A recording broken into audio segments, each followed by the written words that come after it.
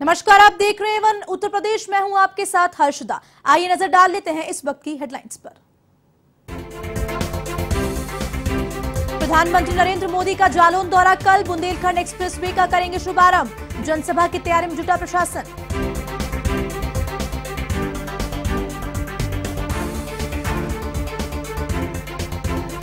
UP में free precaution dose की शुरुआत, सीएम योगी ने लखनऊ के सिविल अस्पताल में किया शुभारंभ। 75 दिन में 12 करोड़ लोगों को मिलेगा लाभ।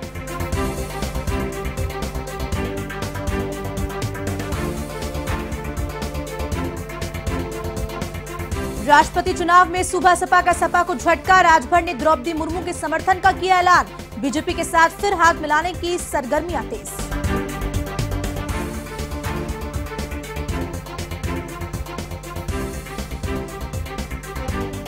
श्रृंगार गौरी मामले की याचिका पर आज फिर सुनवाई, हिंदू पक्ष कर रहा है बहस। हिंदू पक्ष का दावा, देवता की संपत्ति नहीं होता नष्ट।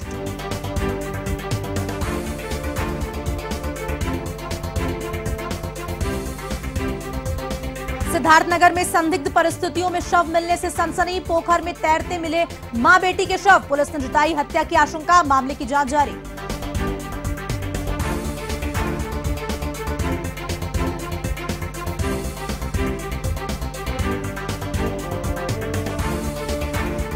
खबरें विस्तार से। प्रधानमंत्री नरेंद्र मोदी 16 जुलाई को जालौन के कैथरी में बुंदेलखंड एक्सप्रेस वे का शुभारंभ करेंगे। वहीं पीएम नरेंद्र मोदी के आगमन को सफल बनाने के लिए यूपी सरकार अब अलर्ट मोड पर है। वहीं भाजपा जनप्रतिनिधियों ने भी तैयारियां जोरों शोरों पर शुरू कर दी है, जिससे प्रधानमंत्री की जनसभा को सफल बनाया जा सके। इसी को लेकर घर घर जाकर लोगों को पीले चावल देकर प्रधानमंत्री की जनसभा को सफल बनाने के लिए आमंत्रण दिया गया है, जबकि सभा में भीड़ लाने के लिए रोडवेज बसों को लगाया गया। बताते चलें कि उत्तर प्रदेश एक्सप्रेसवे औद्योगिक विकास प्राधिकरण के तत्वावधान में लगभग 14,850 करोड़ रुपए की लागत से 296 किलोमीटर 4 लेन एक्सप्रेस का निर्माण किया गया है और बाद में इसे 6 लेन तक भी विस्तारित किया जा सकता है।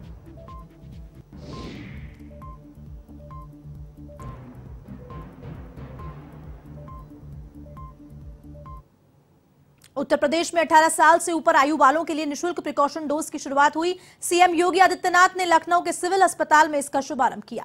उन्होंने कहा कि पूरी दुनिया में सबसे ज्यादा वैक्सीन की डोज देने वाला भारत दुनिया भर में एक प्रमुख देश है। वैक्सीन उपलब्ध कराने के लिए भारत का सरकार ने चरणबद्ध तरीके से काम किया है। सीएम के अनुसार 18 साल से ज्यादा आयु वर्ग के लोगों को 104% और 98.17% ने दूसरी डोज ली है। सीएम ने कहा कि 15-17 आयु वर्ग के लोगों को 100% पहली और 90% दूसरी डोज लगा दी गई है। भारत अमृत महोत्सव कार्यक्रम के तहत 75 दिन में 12,08,31,597 बूस्टर डोज देने का लक्ष्य निर्धारित किया है।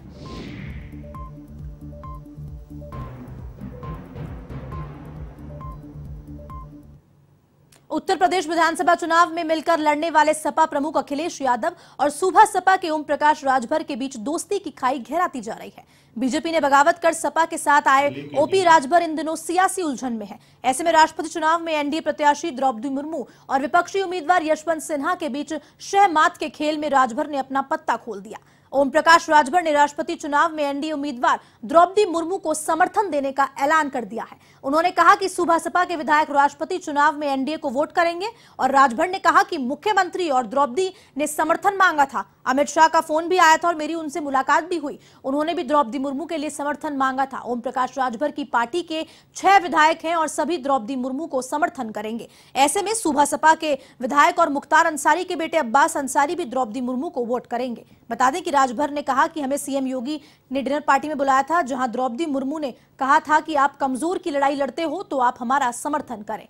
अब सवाल उठ रहा है कि क्या राजभर राष्ट्रपति चुनाव में द्रौपदी मुर्मू को समर्थन कर बीजेपी के साथ एक बार फिर से ताल मिलाकर चलेंगे?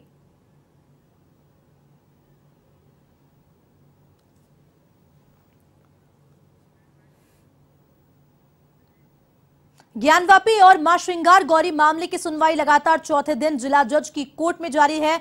बता दें, फिलहाल बहस हिंदू पक्ष कर रहा है और उसका दावा है कि मां श्रृंगार गौरी का मुकदमा सुनवाई योग्य है। वहीं इससे पहले मुस्लिम पक्ष की बहस पूरी हो चुकी है। मुस्लिम पक्ष का दावा है कि मां श्रृंगार गौरी का मुकदमा सुनवाई योग्य नहीं है। आपको बता दें कि मां श्रृंगार गौरी से जुड़ा हुआ मुकदमा कोर्ट में 18 अगस्त 2021 को राखी सिंह, सीता साहू, मंजू व्यास, लक्ष्मी देवी और रेखा पाठक ने दाखिल किया था। मुकदमे की सुनवाई करते हुए सिविल जज सीनियर डिवीजन की अदालत ने ज्ञानवापी परिसर के सर्वे का आदेश दिया था।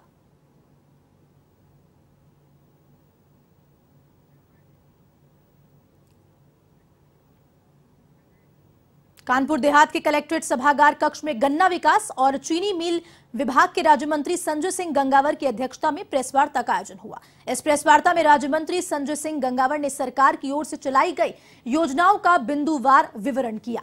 उन्होंने कहा कि जनपद में प्रशासन के सहयोगी रवैये के कारण संपूर्ण जनपद के लोग सरकार की योजनाओं से न केवल लाभान्वित हो रहे हैं, बल्कि उनके जीवन में क्रांतिकारी बदलाव भी आ रहा है।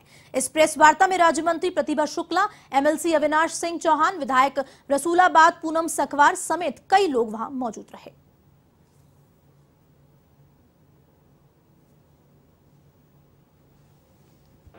यशस्वी मुख्यमंत्री परम पूज्य योगी आदित्यनाथ जी की सरकार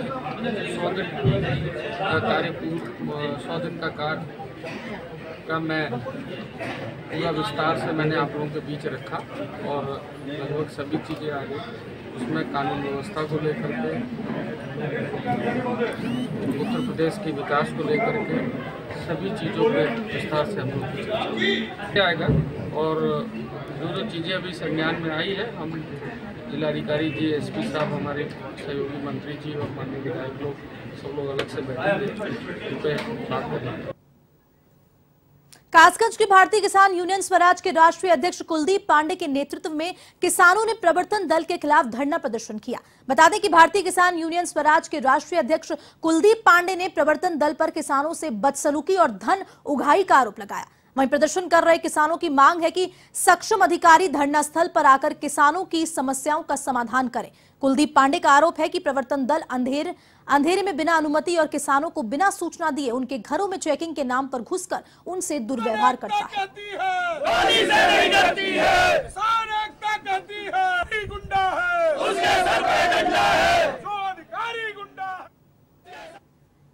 संसद भवन पर राष्ट्रीय चिन्ह को लेकर सियासत जारी है। विपक्ष जहां मोदी सरकार पर निशाना साध रहा है, तो वहीं बीजेपी भी पलटवार करती नजर आ रही है।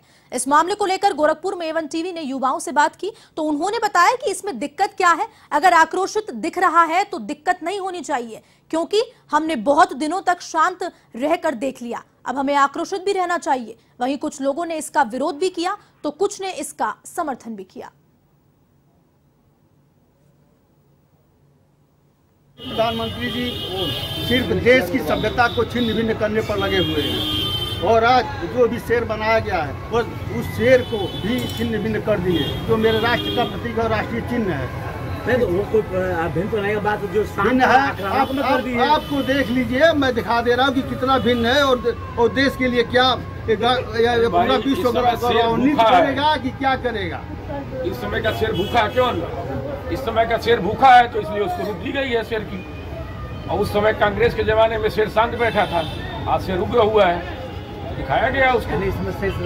शेर एकदम बिल्कुल उग्र रूप में। क्योंकि जो है जब से इस देश के प्रधानमंत्री माननीय मोदी जी बने हैं, इस देश की दशा और दिशा में काफी आमूलचूल परिवर्तन हुआ है। यह देश पहले जो मनमोहन सिंह थे उनको मनमोहन सिंह कहना चाहिए, क्योंकि वो हर जगह मौन रहते थे, भारत का कोई पक्ष नहीं रख पाते थे। भारत की छवि को विश्व में किस स्तर से उजागर करना चाहिए, जब वो चलते थे किसी देश के जनप्रतिनिधि के साथ तो वो पीछे पीछे चलते थे, देख के शर्म आती थी कि ऐसा भारत जो कि विश्व का गुरु रहा है। जो पहले शेर बना हुआ था वह शांत प्रिय और देश का राष्ट्र का जो चिन्ह था वो शांत प्रिय था और पूरे विश्व को संदेश देता था कि हिंदुस्तान शांत प्रिय और सबको एक साथ लेकर चलने वाला है। आज जो शेर बनाया गया है आदमखोर की तरह से चिड़चिड़ापन दिखाई दे रहा है, जो कि मैं आक्रोशित पूरे देश को ही दिखा रहा है कि मैं आक्रोशित हूं और इस तरह से किसी को काल के गाल में ले सकता हूं। प्रधानमंत्री जी ने जो शेर बनवाए हैं वो बहुत ही गलत ढंग से वो देश को क्या दिखाना चाहते हैं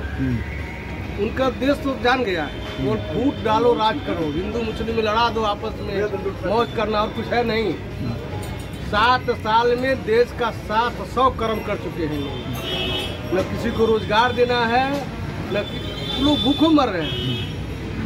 इनकी जो दशा है केवल देश को गुमराह भाइयों बहनों कह करके और आपस में हिंदू मुस्लिम कहीं इनका न रोजगार से लेना देना है, न शिक्षा से लेना देना है, न किसानों से लेना देना, मरो यूथ से कोई लेना देना। इनकी बहुत बुरा दशा देश का है।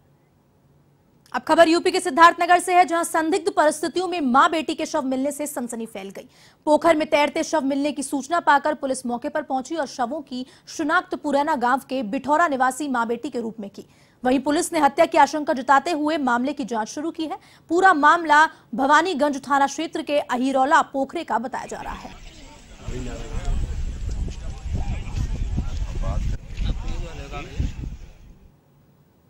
उत्तर प्रदेश के फिरोजाबाद के कलयुगी पिता ने 15 वर्षीय बेटी की गला काटकर निर्मम हत्या कर दी। तिलकनगर क्षेत्र में हुए इस हत्याकांड से सनसनी फैल गई। इधर वारदात को अंजाम देने के बाद आरोपी पिता ने खुद पुलिस को सूचना दी। वहीं मौके पर पहुंची पुलिस ने आरोपी पिता को गिरफ्तार कर लिया और फिलहाल पुलिस वारदात के कारणों का पता लगाने में जुट गई है। थाना उत्तर में तिलकनगर में आज सुबह एक सूचना मिली कि एक लड़की की हत्या हो गई है, संदिग्ध परिस्थितियों में है। वहाँ पर पुलिस टीम फोरेंसिक टीम के साथ तत्काल मौके पर पहुंची और वहाँ पर जो जानकारी किया गया उसके अनुसार पता चला कि लड़की के पिता ने उसकी हत्या किया है। इसकी बात को उसने स्वीकार कर लिया है, लेकिन और तथ्य भी इसके हो सकते हैं। उन सारी चीज़ों पर पहलुओं पर जांच हो रही है। फोरेंसिक टीम अपना काम कर रही है। तहरीर प्राप्त होते ही उसको दर्ज कर लिया जाएगा और उसके अनुसार तदनुसार साक्ष्य के परिप्रेक्ष्य में आवश्यक कार्रवाई की जाएगी। और फोरेंसिक टीम जैसा हमारा है वो सब उस पर काम कर रही है, उसको कब्जे में ले लिया है और अन्य आवश्यक कार्रवाई की जा रही है। उत्तर प्रदेश के बुलंदशहर में मस्जिद परिसर में फायरिंग का मामला सामने आया। दरअसल पुरानी रंजिश को लेकर नमाज पढ़ने गए बुजुर्ग की 2 हमलावरों ने गोली मारकर हत्या कर दी, जिसके बाद मौके पर हमलावर फरार हो गया। सूचना के बाद पुलिस और प्रशासनिक अधिकारी मौके पर पहुंचकर मौका मुआयना किया। पुलिस ने कई संदिग्ध लोगों को हिरासत में लिया है और वहीं एएसपी श्लोक कुमार ने दावा किया है कि सरफराज नाम के युवक ने 65 वर्षीय इदरीस की हत्या कर दी थी। ये पूरा मामला खुर्जा नगर कोतवाली क्षेत्र के शेखपेन मोहल्ले का बताया जा रहा है। फिलहाल पुलिस जांच में जुट गई है। खुर्जा नगर में आज एक इदरीस नाम के व्यक्ति सुबह नमाज पढ़ने जा रहे थे, तभी उनकी हत्या कुछ लोगों द्वारा कर दी गई है। इस संबंध में कुछ सीसीटीवी फुटेज भी प्राप्त हुए हैं और परिवार द्वारा एक वहीं पास का रहने वाला व्यक्ति है जिसका नाम सरफराज है, उससे पूर्व की रंजिश होना बताया गया है, जिसके क्रम में कुछ संदिग्ध लोगों से पूछताछ अभी की जा रही है। सीसीटीवी व अन्य साक्ष्य के आधार पर अग्रिम विधिक कार्रवाई की जाएगी। जौनपुर में पुलिस की सामूहिक दुष्कर्म के वांछित आरोपी से मुठभेड़ हो गई। इस मुठभेड़ में आरोपी घायल हो गया। घटना के बाद घायल को हॉस्पिटल में भर्ती कराया गया। साथ ही मौके से अवैध असलहा और कारतूस बरामद किए गए। इसके अलावा 2 अन्य अभियुक्तों को भी गिरफ्तार किया गया।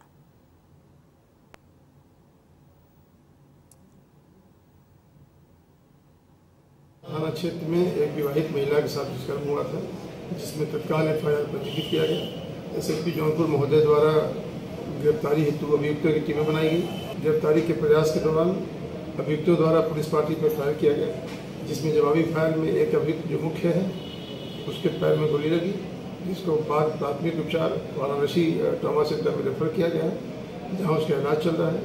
इसके अलावा घटना में 2 अभियुक्त और भी थे जिनको गिरफ्तार किया गया है। उनके पास से अवैध तमंचे, कारतूस व अन्य लूट के सामान बरामद किए गए हैं।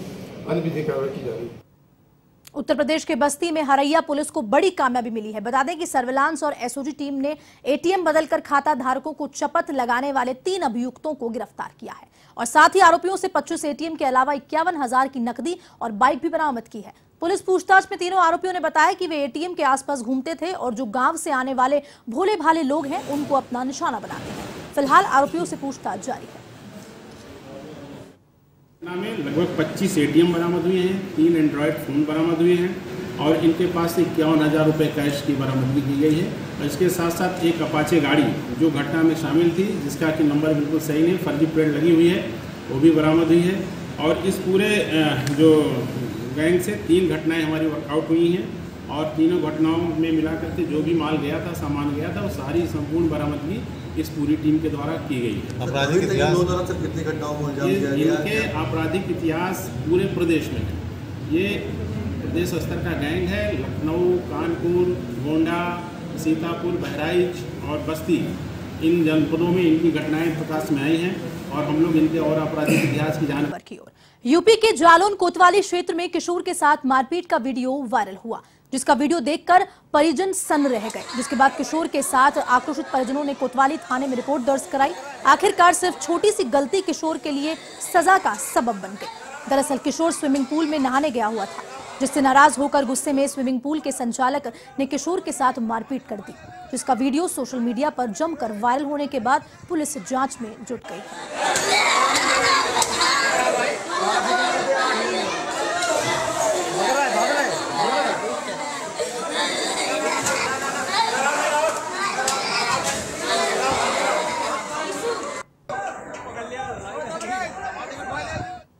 देखिए, ये जो प्रकरण आप बता रहे हैं, ये थाना जालौन का है।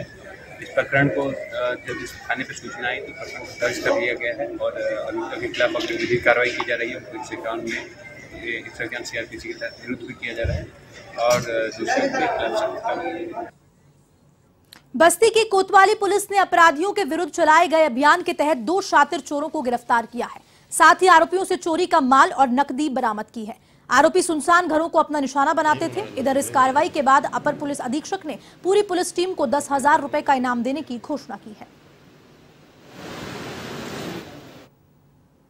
कोतवाली क्षेत्र में एक कुछ ऐसी घटनाएं हुई हैं जिससे पुलिस के लिए समस्याएं पैदा हुई और ख़ास करके ऐसे मकानों में चोरियां शुरू हुई जिसमें ताले लगे हुए थे और ये गैंग दिन में उसकी रेकी करता था और रात्रि में उन्हीं स्थानों पर जाके चोरी करता था। लगातार इधर गांधीनगर क्षेत्र में और सिविल लाइंस रोहता में इस प्रकार की घटनाएं हुई। 3 दिन पहले इसी प्रकार की घटना सिविल लाइंस थाना चौकी क्षेत्र में हुई थी और जिसमें मकान मालिक का LED और उसका टैबलेट और कुछ कैश और कुछ ज्वेलरी चोरी हुई थी। इसमें पुलिस ने सार्थक प्रयास करते हुए और जो हमारी क्राइम ब्रांच की टीम है, रोहित उपाध्याय और उनकी टीम ने, प्रभारी निरीक्षक ने, SSI ने और चौकी इंचार्ज ने, सभी ने मिल करके सर्विलांस टीम के माध्यम से इस पूरे गैंग का पर्दाफाश किया है। इस प्रकार से एक अच्छा कार्य हुआ है। 10,000 रुपये का एक पुरस्कार पुलिस अधीक्षक महोदय की तरफ से इस पूरी टीम को दिया गया है। यूपी के सोनभद्र जिले में 2 पत्रकारों पर हमले की खबर सामने आ रही है, जहां रायपुर थाना इलाके के खलियारी बाजार में 2 पत्रकारों पर बाइक सवार अज्ञात बदमाशों ने फायरिंग कर दी। सूचना पर मौके पर पहुंची पुलिस ने हमले में घायल दोनों पत्रकारों को आनंद फानन में CSC बेनी पहुंचाया, जहां जिला अस्पताल के लिए रेफर कर दिया गया।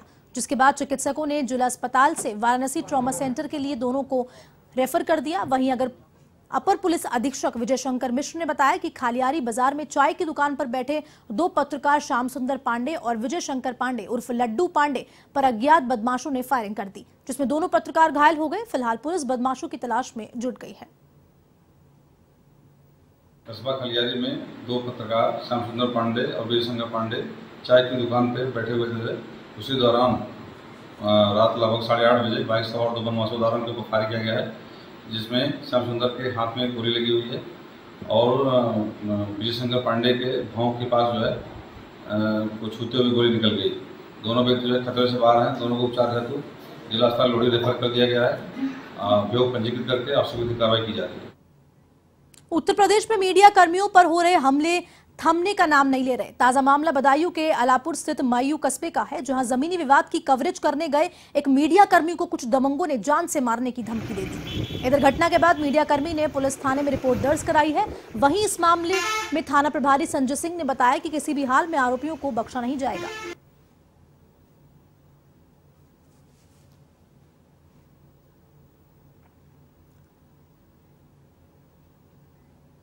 शिव की नगरी काशी सावन के महीने में शिवमय हो गई है। यहाँ देश विदेश से श्रद्धालुओं की आवाजाही जारी है। वहीं वाराणसी में तैयारियों को लेकर प्रशासन पूरी तरह से मुस्तैद है।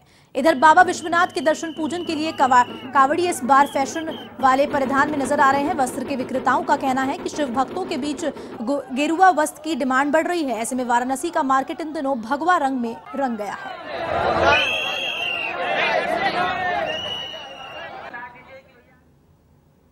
दुकान हम करीब 10 साल से लगा रहे हैं। महादेव, महाकाल इस टाइप के टी शर्ट का काफ़ी डिमांड है और जाने वाले की संख्या भी इस बार काफ़ी है। मान के चलिए पिछली बार से 20% बढ़ गया है। अब 2 साल में तो भैया हम लोग पिछली बार तो बेच ही नहीं पाते, अगले साल भी नहीं बेच पाते। इस बार ये सब डिमांड आ रहा है बढ़िया। एक ये है, एक जीता हूँ शान से महाकाल तेरे नाम से, और एक ये है जय श्री राम है, कुछ जय बोलबम। जी हमारा दुकान है नई सड़क पे, और हमारे यहाँ जो है कि लगभग आप मान के चलिए पूर्वांचल बेल्ट का जितना भी मार्केट है वहाँ के कस्टमर हमारे यहाँ आते हैं। गाजीपुर, आजमगढ़, मऊ और अगल बगल चंदौली, अगल बगल की जितनी भी शहर है, कस्बा है, गांव है, सारे कस्टमर हम लोग के यहाँ आते हैं। उत्तर प्रदेश के कासगंज में सुमेरपुर मार्ग पर पैदल जा रहे बुजुर्ग को एक कार ने कुचल दिया, जिसमें बुजुर्ग की मौके पर ही मौत हो गई। जिसकी सूचना के बाद मौके पर पहुंची पुलिस ने शव को कब्जे में लेकर मोर्चरी में रखवा दिया, जबकि पुलिस ने जायलो कार को जब्त कर लिया। घटना कोतवाली क्षेत्र के नौरथा पुल के पास की बताई जा रही है। जानकारी की अगर माने तो नौरथा निवासी बालिस्टर सिंह अपनी नातिन को दवा दिलाने के लिए बदनपुर लेके जा रहा था। तभी कासगंज की ओर से तेज रफ्तार से आ रही कार ने बुजुर्ग व्यक्ति को कुचल दिया। पुलिस के मुताबिक जब्त कार में हथियार भी मिले हैं। फिलहाल पुलिस मामले की जांच में जुट गई है। फिलहाल के इस बुलेटिन में इतना ही। आप देश और दुनिया की तमाम खबरों के लिए देखते रहिए A1 टीवी। नमस्कार।